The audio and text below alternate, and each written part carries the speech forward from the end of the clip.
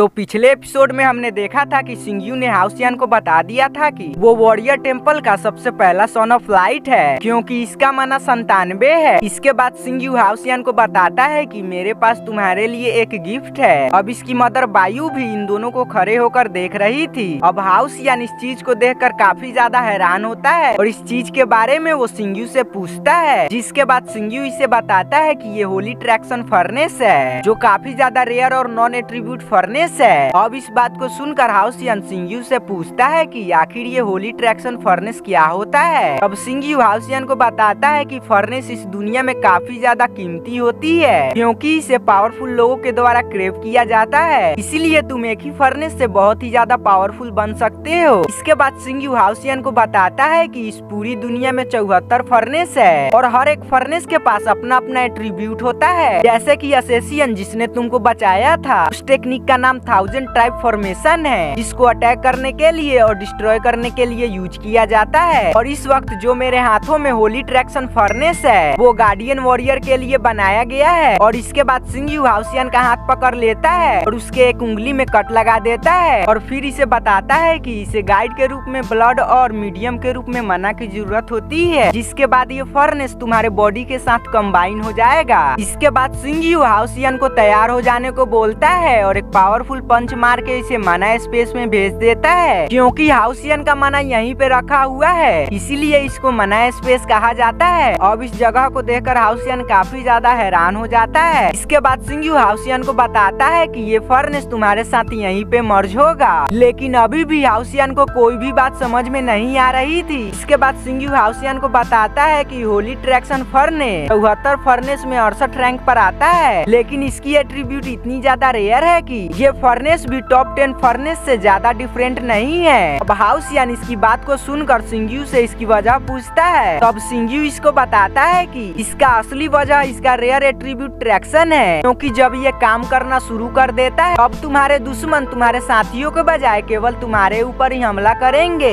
अब सिंग्यू की बात को सुनकर हाउसियान काफी ज्यादा हैरान हो जाता है। तो अभी सिंग्यू इसे बताता है कि इसमें एवोल्यूशन होने के कम से कम 3 चांस अवेलेबल होते हैं। इसके बाद होली ट्रैक्शन फर्नेस की पावर जनरेट होने लगती है। अब इस चीज को देखकर हाउसियान सिंग्यू से पूछता है कि क्या ये फर्नेस इवॉल्व हो रही है। अब सिंग्यू कहता है कि तुमने बिल्कुल सही कहा, और सिंग्यू इसे बताता है कि होली ट्रैक्शन फर्नेस जितनी बार भी इवॉल्व होता है, उसकी पावर उतनी ज्यादा स्ट्रॉन्ग होती जाती है। इसके बाद होली ट्रैक्शन फर्नेस की पावर पूरी तरीके से एक्टिवेट हो जाती है और अब होली ट्रैक्शन फर्नेस इसके सामने आ जाता है। इसके बाद सिंग्यू हाउसियान से कहता है कि इस फर्नेस को मैंने तुम्हारे लिए चुना है और मुझे उम्मीद है कि ये तुम्हें पसंद आएगा। यह सुनकर हाउसियान कहता है कि बिल्कुल, और मैं इसे रिफाइन करने के लिए अपनी पूरी कोशिश करूंगा। और इसके बाद वो सिंग्यू को इसके लिए थैंक्स भी बोलता है। अभी सिंग्यू हाउसियान से कहता है कि फर्नेस तुम्हारे साथ कंबाइन होने के लिए तैयार है, इसीलिए अब तुम अपनी सांसें रोक लो और धीरे धीरे इसे अपने गले लगा लो। इस पर हाउसियान सिंग्यू से पूछता है कि क्या मुझे यहीं पे खड़ा रहना होगा।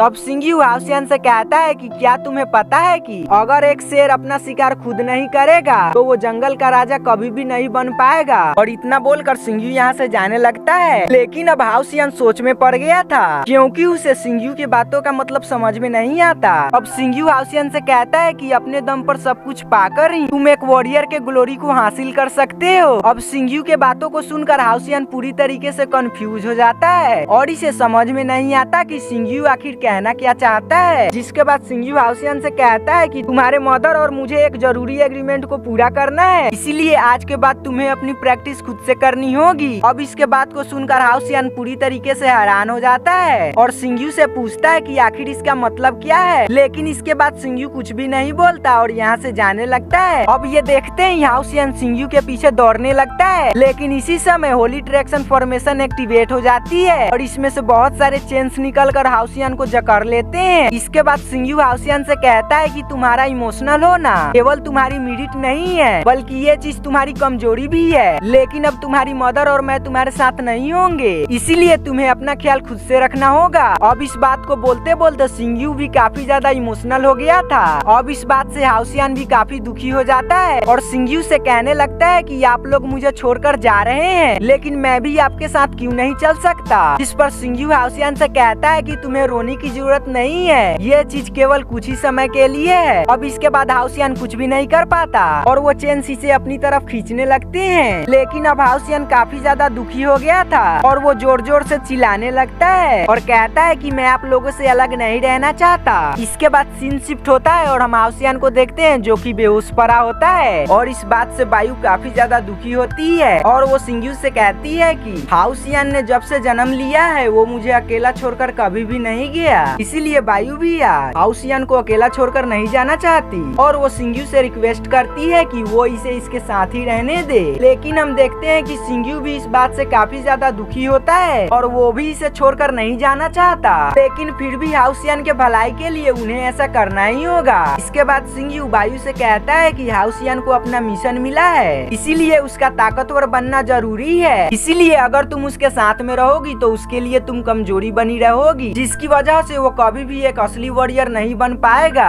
अब इस बात को सुनते ही बायू की आंखों से आंसू आने लगते हैं। इसके बाद हम मना स्पेस में हाउसियान को देखते हैं, जहाँ पर हाउसियान बेबस होली ट्रैक्शन फॉर्मेशन के चेन्स में लिपटा हुआ होता है, लेकिन तभी से अपनी मदर की आवाज सुनाई देती है। इसके बाद हाउसियान अपने मदर को अपने सामने देखता है और फिर रोते हुए जाकर उनके गले लग जाता है। इसके बाद वो अपने मदर से कहने लगता है कि हमारा मिलना इतना ज्यादा आसान नहीं था, इसीलिए मैं आप लोगों से अलग नहीं होना चाहता। लेकिन अब बायू भी दुखी होने के अलावा कुछ भी नहीं कर सकती थी, इसीलिए वो हाउसियान को समझाने लगती है और वो हाउसियान से कहती है कि तुम्हें रोने की जरूरत नहीं है। इसके बाद वो हाउसियान से पूछती है कि क्या तुम्हें अपना प्रॉमिस याद है, तुमने मुझसे वादा किया था कि तुम मुझे प्रोटेक्ट करने के लिए एक स्ट्रॉन्ग वॉरियर बनोगे, जिस बात पर हाउसियान एग्री कर जाता है और इसके बाद वो दोनों फिर से इस प्रॉमिस को करते हैं। इसके बाद बायू हाउसियान को आखिरी बार देखती है और इसके बाद बायू की बॉडी यहाँ से गायब हो जाती है, जिस पर हाउसियान काफी ज्यादा दुखी हो जाता है, लेकिन वो इस समय कुछ भी नहीं कर पाता और यहीं पे हमारा एपिसोड खत्म हो जाता है।